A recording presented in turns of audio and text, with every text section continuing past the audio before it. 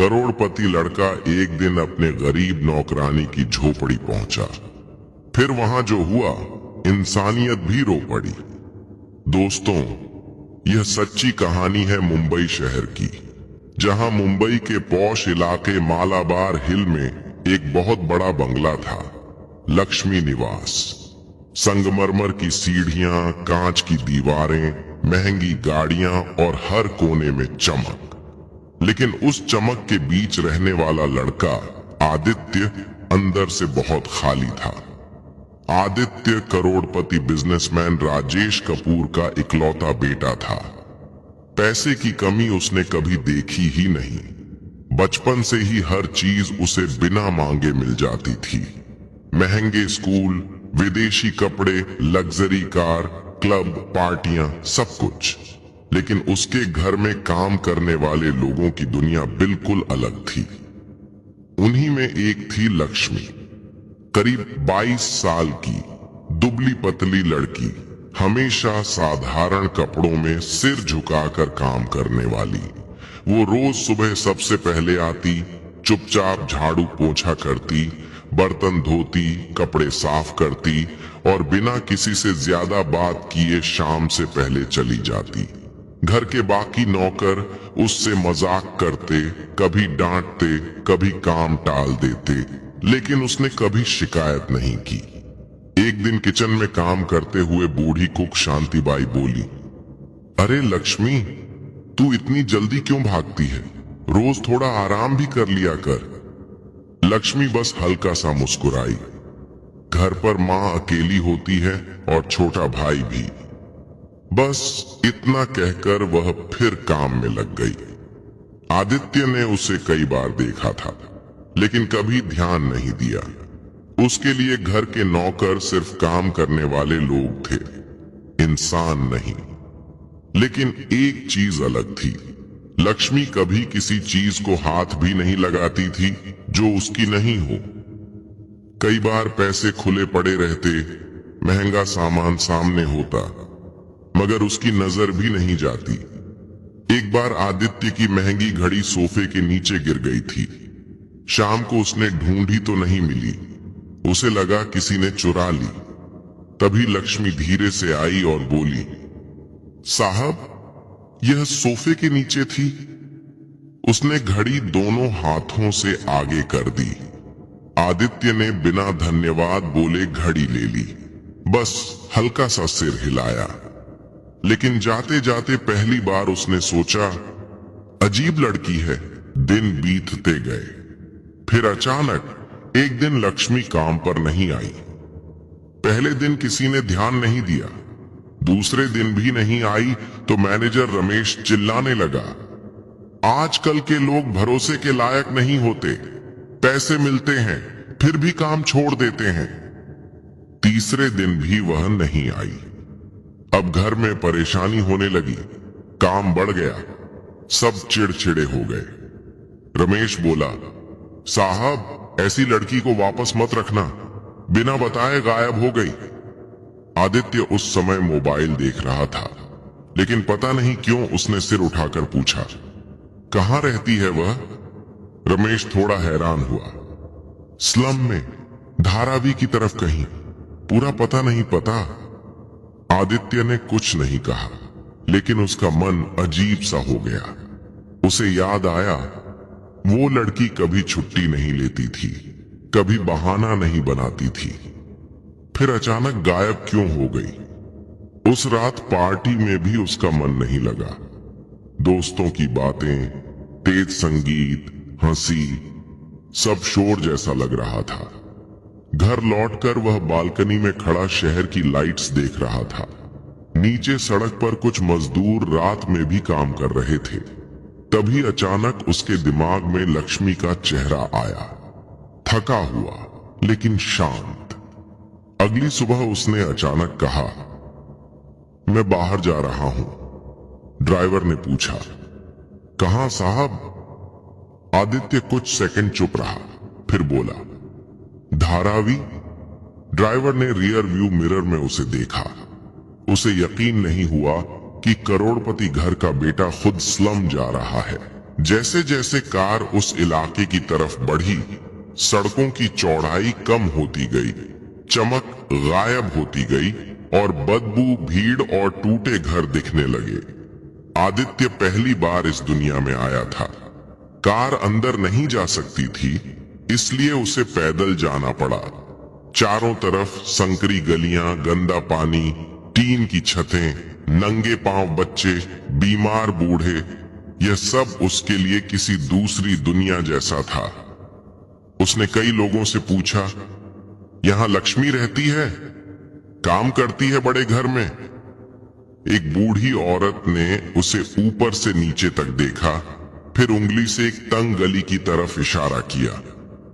आखिरी में जो टूटी झोपड़ी है वही। आदित्य धीरे धीरे उस तरफ बढ़ा। हर कदम के साथ उसका दिल तेज धड़क रहा था, जैसे वह किसी अनजाने डर की तरफ जा रहा हो। गली के आखिर में सचमुच एक बेहद जर्जर झोपड़ी थी। टीन की छत आधी टूटी हुई, दरवाजा कपड़े का, बाहर मिट्टी में पड़ा एक पुराना बर्तन। अंदर से खांसी की आवाज आ रही थी, बहुत कमजोर, दर्द भरी। आदित्य कुछ पल वहीं खड़ा रहा।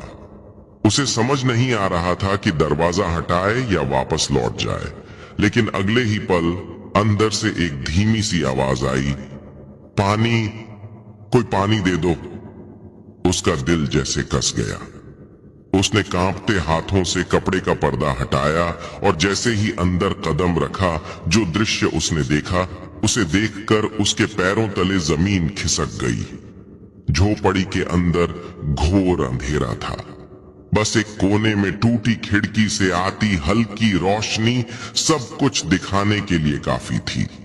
जमीन पर एक पुराना गद्दा बिछा था, जिस पर एक बूढ़ी औरत कंकाल जैसी हालत में पड़ी खांस रही थी।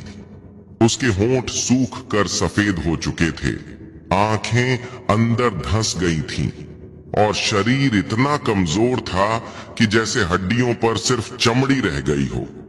पास ही एक छोटा सा लड़का बैठा था, जो डर और भूख से चुपचाप उस औरत को देख रहा था। उसके सामने एक खाली लोटा रखा था, शायद उसी से वह पानी देने की कोशिश कर रहा था, लेकिन लोटा बिल्कुल सूखा था। झोपड़ी में खाने की कोई चीज नहीं थी, न चूल्हे में राख, न बर्तन में दाल, न कहीं अनाज का दाना। आदित्य कुछ पल तक वहीं खड़ा रह गया, जैसे उसके शरीर ने काम करना बंद कर दिया हो। उसे पहली बार समझ आया कि गरीबी कैसी दिखती है, कैसी महकती है और कितनी चुपचाप इंसान को तोड़ देती है। तभी वह बूढ़ी औरत फिर कराही, पानी। उसकी आवाज इतनी धीमी थी कि जैसे हर शब्द निकालने में उसकी जान जा रही हो। आदित्य ने तुरंत चारों तरफ देखा। कोने में एक टूटी बाल्टी में थोड़ा गंदा पानी था। उसने बिना सोचे वही पानी लोटे में भरा और धीरे से उस औरत के होठों से लगाया। बूढ़ी औरत ने कांपते हाथों से लोटा पकड़ने की कोशिश की, लेकिन ताकत नहीं थी। आदित्य ने ही सहारा देकर उसे पानी पिलाया। पानी के 2 घूंट अंदर जाते ही उसकी आंखों से आंसू बहने लगे, जैसे किसी ने उसे नई जिंदगी दे दी हो। तभी झोपड़ी के दरवाजे पर आहट हुई। आदित्य ने पलटकर देखा, दरवाजे पर लक्ष्मी खड़ी थी। उसके हाथ में दवाई का छोटा सा पैकेट और आधा भरा पानी का बोतल था। उसे सामने आदित्य को देखकर ऐसा लगा जैसे उसकी सांस रुक गई हो। कुछ पल तक दोनों बस एक दूसरे को देखते रहे। लक्ष्मी की आंखों में डर, शर्म और घबराहट सब एक साथ था। उसने जल्दी से अंदर आकर बोतल जमीन पर रख दी और मां के पास बैठ गई। मां, पानी ले आई हूं। उसकी आवाज कांप रही थी। फिर धीरे से उसने मां का सिर अपनी गोद में रखा और बोतल से पानी पिलाने लगी। बूढ़ी औरत ने मुश्किल से आंखें खोलकर बेटी को देखा, जैसे उसे पहचानने में भी ताकत लग रही हो। आदित्य अभी भी स्तब्ध खड़ा था। उसे समझ नहीं आ रहा था कि क्या कहे, क्या पूछे। यह वही लड़की थी जो उसके घर में चुपचाप काम करती थी और यहाँ उसकी जिंदगी इतनी भयानक हालत में थी। उसने धीमी आवाज में पूछा, तुम काम पर क्यों नहीं आई? लक्ष्मी ने उसकी तरफ देखे बिना जवाब दिया, मां बीमार है, बस इतना ही। उसके शब्द छोटे थे लेकिन उनमें इतना दर्द था कि आदित्य के पास आगे कुछ पूछने की हिम्मत नहीं बची। तभी छोटा लड़का धीरे से बोला, दीदी भूख लगी है। उसकी आवाज इतनी मासूम और कमजोर थी कि सुनते ही आदित्य के सीने में कुछ टूट सा गया। लक्ष्मी ने तुरंत उसका सिर सहलाया, बस अभी कुछ लाती हूं। लेकिन वह जानती थी कि झोपड़ी में कुछ भी नहीं है। आदित्य ने चारों तरफ फिर देखा। सचमुच खाने की एक भी चीज नहीं थी। उसे याद आया कि वह घर से निकलते समय बस फोन और वॉलेट लेकर आया था। उसने जेब से पैसे निकालकर लक्ष्मी की तरफ बढ़ाए। ये रखो, खाना ले आओ। लक्ष्मी ने तुरंत हाथ पीछे कर लिए, जैसे पैसे छूना भी गलत हो। नहीं साहब, मैं संभाल लूंगी। उसकी आवाज में विनम्रता थी लेकिन स्वाभिमान भी उतना ही मजबूत था। आदित्य को पहली बार समझ आया कि गरीबी इंसान को छोटा नहीं बनाती, हालात बनाते हैं। उसने थोड़ा सख्त होकर कहा, यह मदद नहीं है, अभी जरूरत है। लक्ष्मी ने कुछ नहीं कहा। उसकी आंखों में आंसू भर आए लेकिन उसने पैसे फिर भी नहीं लिए। तभी बूढ़ी औरत ने कमजोर आवाज में कहा, ले ले बेटा, बच्चे भूखे हैं। ये सुनते ही लक्ष्मी टूट गई। उसने कांपते हाथों से पैसे ले लिए और सिर झुका लिया। उसकी आंखों से आंसू टपक कर जमीन पर गिर रहे थे। आदित्य को ऐसा लगा जैसे उन आंसुओं की आवाज पूरे कमरे में गूंज रही हो। उसने तुरंत कहा, मैं बाहर से खाना लेकर आता हूं। बिना जवाब का इंतजार किए वो बाहर निकल गया। गली में आते ही उसे लगा जैसे सांस लेना मुश्किल हो रहा है। कुछ ही देर पहले वह जिस दुनिया से आया था वह अब बहुत दूर लग रही थी। उसने पास की दुकान से जितना मिल सकता था सब खरीद लिया। चावल, दाल, दूध, ब्रेड, बिस्कुट, फल, दवाइयां। दुकानदार भी हैरान था कि इतना महंगा कपड़े पहना लड़का स्लम में इतना सामान क्यों खरीद रहा है।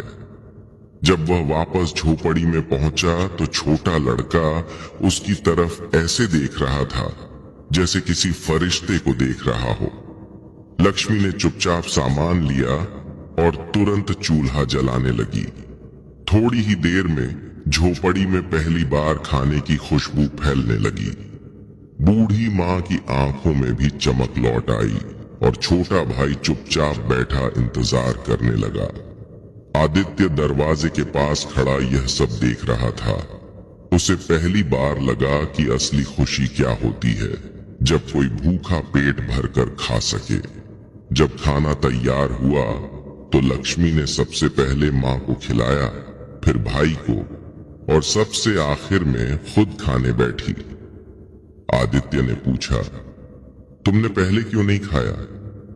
उसने बस इतना कहा, इनके बिना मेरा पेट कैसे भर सकता है। ये सुनकर आदित्य के अंदर कुछ गहराई से हिल गया। उसे अचानक महसूस हुआ कि इस छोटी सी झोपड़ी में रहने वाले लोग उससे कहीं ज्यादा अमीर हैं, क्योंकि इनके पास एक दूसरे के लिए सच्चा प्यार है। वो धीरे से बाहर निकलने लगा, लेकिन तभी पीछे से लक्ष्मी की आवाज आई, साहब। वो रुका। उसने मुड़कर देखा तो लक्ष्मी खड़ी थी, आंखों में कृतज्ञता और संकोच दोनों। उसने धीमे से कहा, आज अगर आप नहीं आते तो शायद। वो आगे नहीं बोल पाई। उसकी आवाज रुक गई, लेकिन बात पूरी हो गई थी। आदित्य ने कुछ नहीं कहा। उसके पास शब्द नहीं थे। वो बस चुपचाप बाहर निकल गया। लेकिन जाते जाते उसे महसूस हुआ कि आज उसकी जिंदगी की दिशा बदल चुकी है, क्योंकि पहली बार उसने पैसे से नहीं इंसानियत से किसी को बचाया था। बाहर निकलते के बाद आदित्य कुछ देर वहीं गली में खड़ा रह गया। उसके हाथ अभी भी कांप रहे थे और दिल बहुत तेज धड़क रहा था। आसपास वही बदबू, वही गंदगी, वही शोर था, लेकिन अब उसे कुछ भी वैसा नहीं लग रहा था जैसा आते समय लगा था। अब हर चीज में उसे दर्द दिख रहा था, मजबूरी दिख रही थी। उसने कार तक पहुंचकर दरवाजा खोला, लेकिन अंदर बैठने से पहले एक बार फिर पीछे मुड़कर उस तंग गली की तरफ देखा जहां वो झोपड़ी थी। उसे लगा जैसे उसका एक हिस्सा वहीं छूट गया हो। कार चल पड़ी, लेकिन रास्ते भर आदित्य चुप रहा। ड्राइवर ने कई बार रियर व्यू मिरर में उसे देखा, पर कुछ पूछने की हिम्मत नहीं हुई। घर पहुंचते ही नौकरों ने दरवाजा खोला। ऐसी की ठंडी हवा चेहरे से टकराई, लेकिन उसे राहत नहीं मिली। वह सीधे अपने कमरे में चला गया और दरवाजा बंद कर लिया। कमरे में सब कुछ वैसा ही था। महंगा फर्नीचर, बड़ी स्क्रीन, मुलायम बिस्तर, लेकिन आज उसे यह सब बोझ जैसा लग रहा था। उसे बार बार वही दृश्य याद आ रहा था। सूखी हुई बूढ़ी माँ, भूखा छोटा भाई और लक्ष्मी की झुकी हुई आंखें। उसने सिर पकड़ लिया। पहली बार उसे अपने पैसे बेकार लग रहे थे। शाम तक वह कमरे से बाहर नहीं निकला। नीचे डाइनिंग टेबल पर तरह तरह के पकवान लगे थे, लेकिन उसे भूख नहीं थी। उसने बस पानी पिया और फिर बालकनी में जाकर खड़ा हो गया। दूर शहर की चमकती रोशनियां दिख रही थीं, लेकिन आज उसे लग रहा था कि उस चमक के पीछे कितना अंधेरा छिपा है। अचानक उसे याद आया कि लक्ष्मी की मां की हालत बहुत खराब थी। अगर इलाज नहीं हुआ तो यह सोचते ही उसका दिल बैठ गया। उसने तुरंत फोन उठाया और अपने फैमिली डॉक्टर को कॉल किया। डॉक्टर, आपको अभी मेरे साथ चलना होगा, उसने बिना भूमिका के कहा। डॉक्टर ने हैरानी से पूछा, कहां? आदित्य ने बस इतना कहा, किसी की जान बचानी है। कुछ ही देर में कार फिर उसी दिशा में दौड़ रही थी। डॉक्टर को अभी भी समझ नहीं आ रहा था कि क्या हो रहा है। जब कार स्लम के पास रुकी तो डॉक्टर चौंक गया। यहां? आदित्य ने सिर हिलाया और जल्दी से उतरकर आगे बढ़ गया। इस बार उसके कदम पहले से तेज थे, जैसे उसे डर हो कि कहीं देर ना हो जाए। झोपड़ी के पास पहुंचते ही उसे अंदर से हल्की सिसकियों की आवाज सुनाई दी। उसका दिल जोर से धड़का। उसने बिना रुके पर्दा हटाया और अंदर चला गया। अंदर वही दृश्य था, लेकिन और भी भारी। लक्ष्मी माँ के पास बैठी रो रही थी और छोटा भाई चुपचाप कोने में बैठा था। बूढ़ी माँ की सांसें बहुत तेज चल रही थीं, जैसे हर सांस आखिरी हो सकती हो। आदित्य ने तुरंत डॉक्टर को अंदर बुलाया। डॉक्टर ने बिना समय गंवाए उनकी नब्ज देखी, आंखें चेक की, फिर बैग से इंजेक्शन निकाला। कुछ ही मिनटों में झोपड़ी में हलचल बढ़ गई। लक्ष्मी घबराई हुई सब देख रही थी। उसकी आंखों में डर था, लेकिन साथ ही उम्मीद भी। इंजेक्शन लगाने के बाद डॉक्टर ने धीरे से कहा, हालत बहुत कमजोर है, लेकिन अभी संभल सकती है। ये सुनते ही लक्ष्मी फूट कर रो पड़ी। उसने मां का हाथ पकड़ लिया और बार बार भगवान का नाम लेने लगी। छोटा भाई भी उसके पास आकर चिपक गया। आदित्य ने कोने में खड़ा यह सब देख रहा था।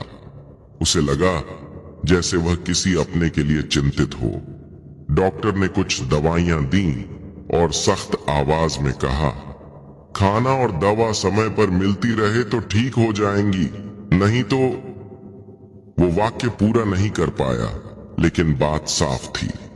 आदित्य ने तुरंत कहा, जो भी जरूरत हो मैं करूंगा।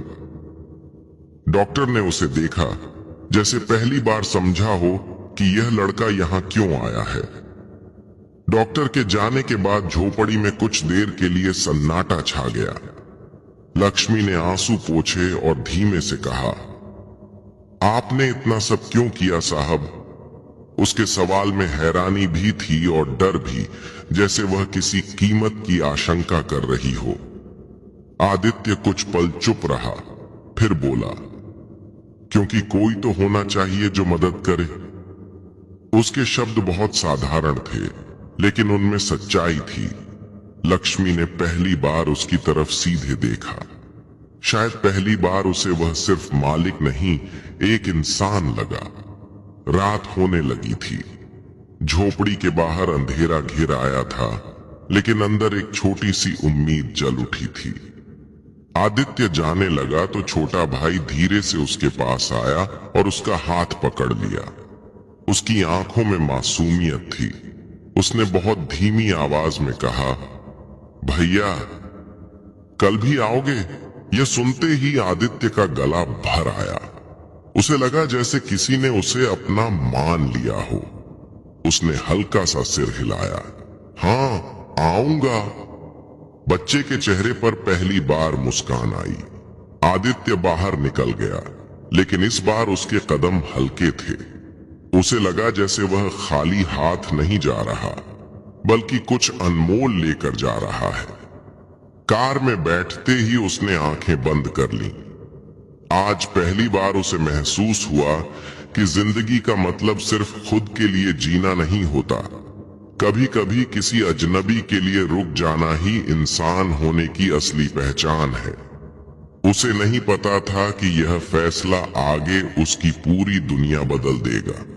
अगले दिन सुबह आदित्य बहुत जल्दी उठ गया। रात भर उसे नींद नहीं आई थी। बार बार वही झोपड़ी, वही बीमार माँ और उस बच्चे की आवाज उसके कानों में गूंजती रही। भैया कल भी आओगे? वो बिना कुछ खाए तैयार हुआ और ड्राइवर से बोला, सीधे बाजार चलो। रास्ते भर वह चुप रहा, बस यही सोचता रहा कि आज उन्हें भूखा नहीं रहना चाहिए।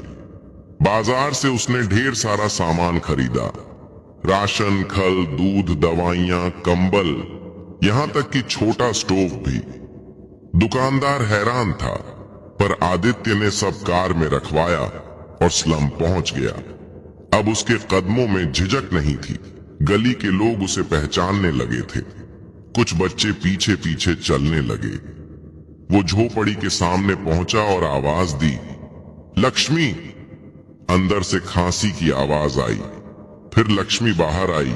उसे देखकर वह चौंक गई। आंखों में थकान थी, पर डर कम था। आदित्य ने चुपचाप सामान अंदर रखवाना शुरू कर दिया।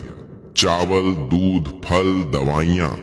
छोटा सा कमरा भर गया। लक्ष्मी बस देखती रही, जैसे यकीन ना हो।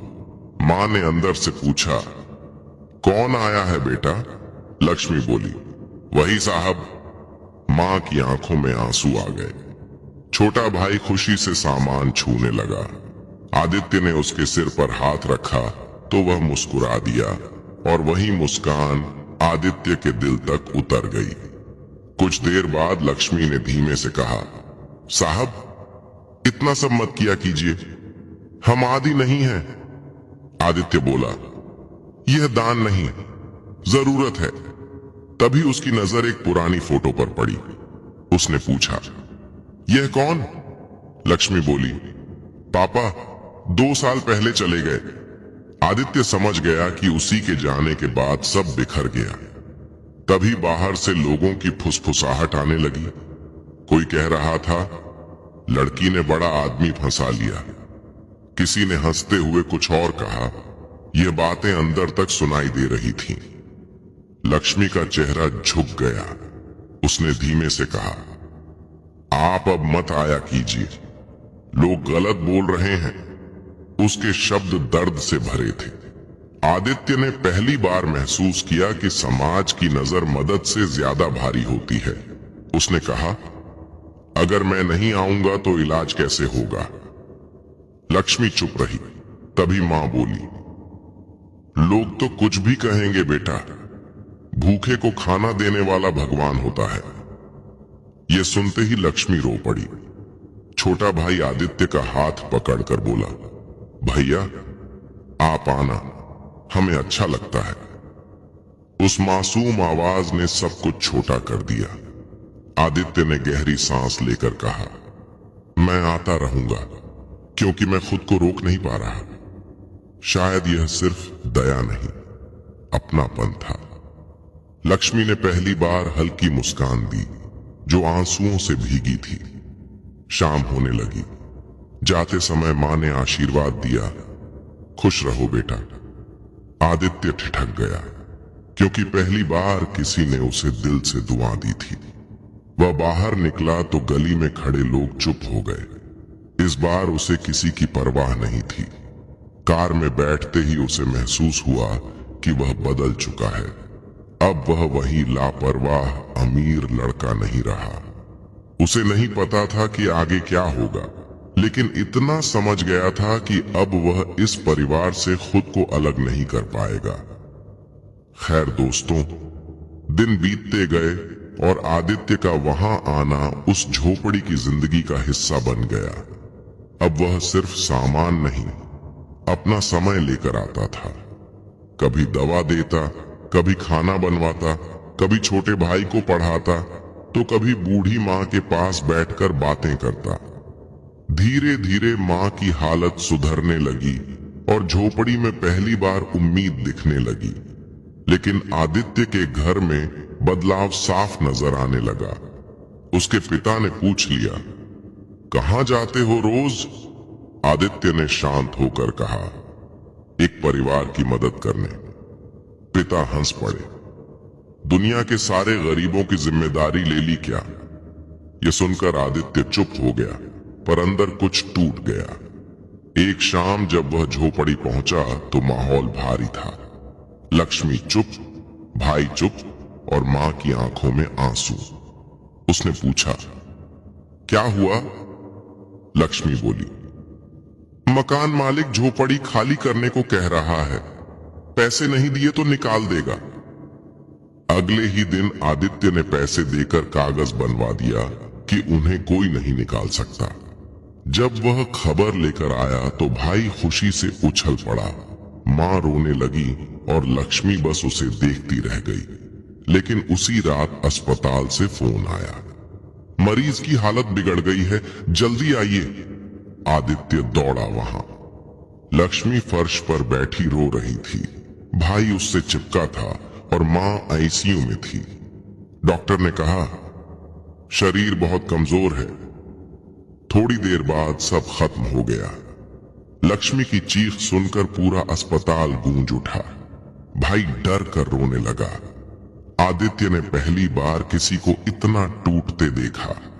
लक्ष्मी उससे लिपट कर रो पड़ी, अब हमारा कोई नहीं है। अंतिम संस्कार के बाद झोपड़ी और भी सुनी हो गई।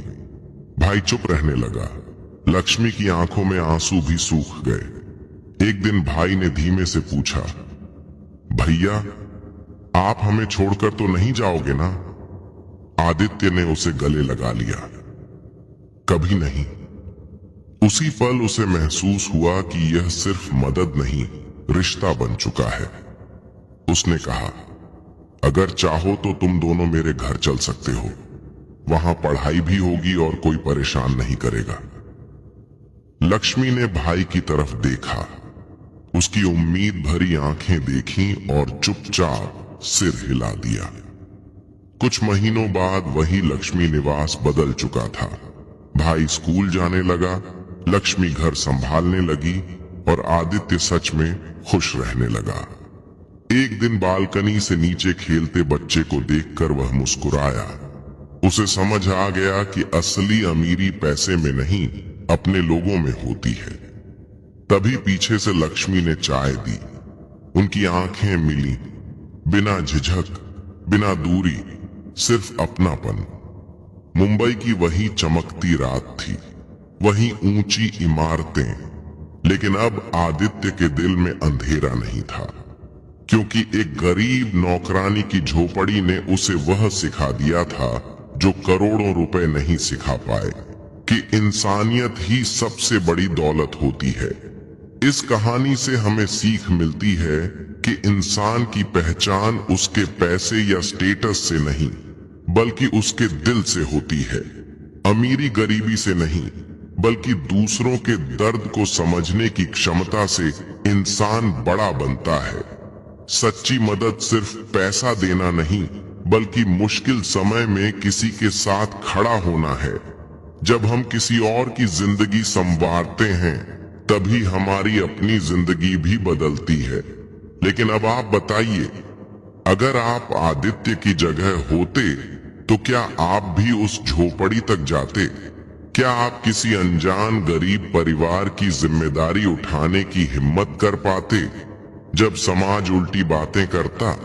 और आपके अनुसार इस कहानी में सबसे बड़ा त्याग किसका था, आदित्य का या लक्ष्मी का? और अगर कहानी ने आपके दिल को छुआ हो तो इसे जरूर लाइक करें, अपने दोस्तों और परिवार के साथ शेयर करें, ताकि इंसानियत की यह कहानी ज्यादा से ज्यादा लोगों तक पहुंच सके। ऐसे ही सच्ची, भावुक और दिल को छू लेने वाली कहानियां सुनने के लिए चैनल डार्क स्पायर दृष्टि को सब्सक्राइब करना ना भूलें। मिलेंगे अगली कहानी में, तब तक अपना ख्याल रखें।